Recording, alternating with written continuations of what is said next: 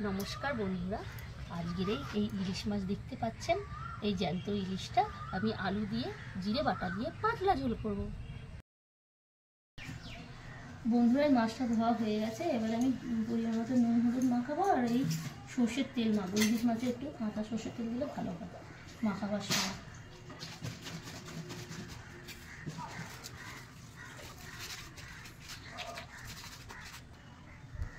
এবারে এই কাঁচা সর্ষের তেল আমি মাছগুলোতে মাখিয়ে দেবো।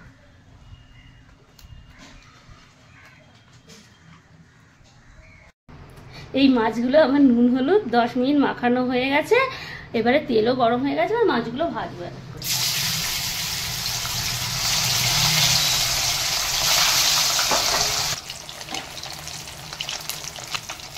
এই আমার মাছ ভাজা হয়ে গেছে। ইলিশ মাছ বেশি ভাজতে নাই। এবারে আস্তে আস্তে তুলে নেব। ইলিশ মাছের সেন্টও বেরিয়ে গেছে।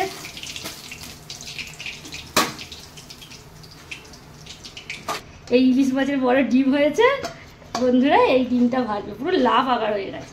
স্যাটা স্যাট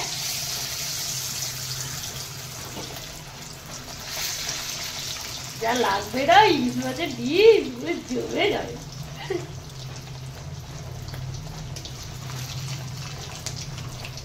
ইলিশ মাছের ডিম তো ফাটবে, আমি একটু ঢাকা দিই।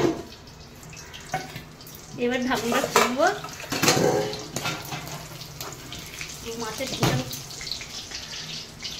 মাছের ডিমটা পুরো ভাজা হয়ে গেছে। এবার আমি তুলবো।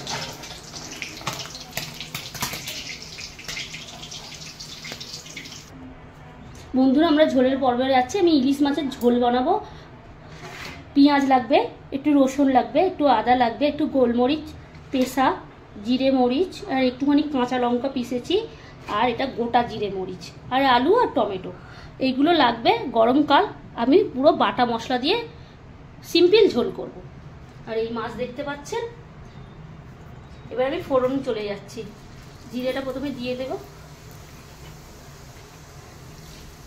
এই একটা কাঁচা লঙ্কা,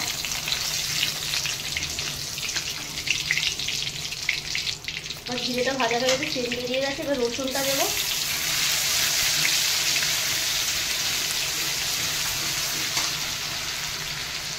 পেঁয়াজ দেবো।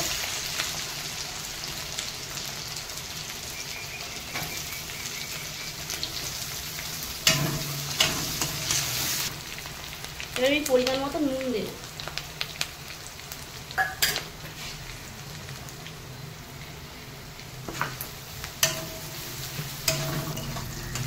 এই হলুদ নুন দিয়ে পেঁয়াজটা একটু ভেজে নিয়েছি। এবারে এই আলুগুলো দেবো। আলুগুলো দিয়ে একটু ভাজতে হবে।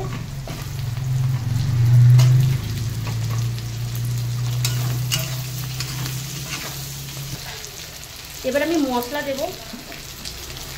ওই গোলমরিচ, আদা, জিরে মরিচ, কাঁচা লঙ্কা পেশা।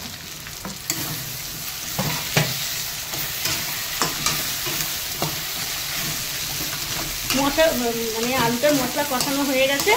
এবার আমি টমেটো দেবো।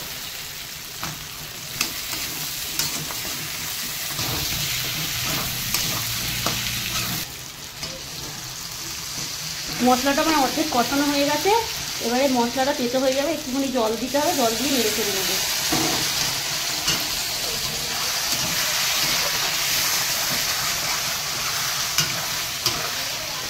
বন্ধুরা, এই আলুটা কষানো পুরো একদম শেষের পর্যায়ে, আমার তেল ছেড়ে গেছে।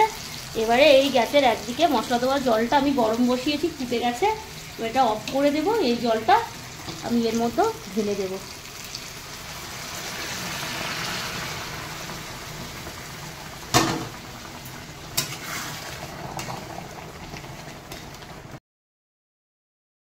আমার এই ঝোলটা কমপ্লিট হয়ে গেছে।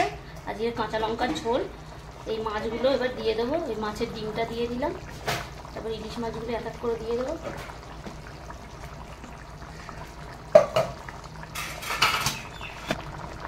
বন্ধুরা, মাছগুলো সব দেওয়া হয়ে গেছে। ইলিশ মাছের এই ঝোলেতে একটুখানি সর্ষের তেল দেবো, ফ্লেভারটা ভালো হওয়ার জন্য। কাঁচা সর্ষের তেল দেবো। একটু ঢাকা দিয়ে 2 মিনিট পরে নামিয়ে নেব। এবার ঢাকনাটা খুলবো। মাছের ঝোলটা পুরো কমপ্লিট হয়ে গেছে। আমি এবার একটু নামাবো। এই বন্ধুরা আমাদের ইলিশ মাছ জিরে দিয়ে কাঁচা লঙ্কা দিয়ে পুরো একদম সিম্পল ঝোল, গরমকালে খুব ভালো।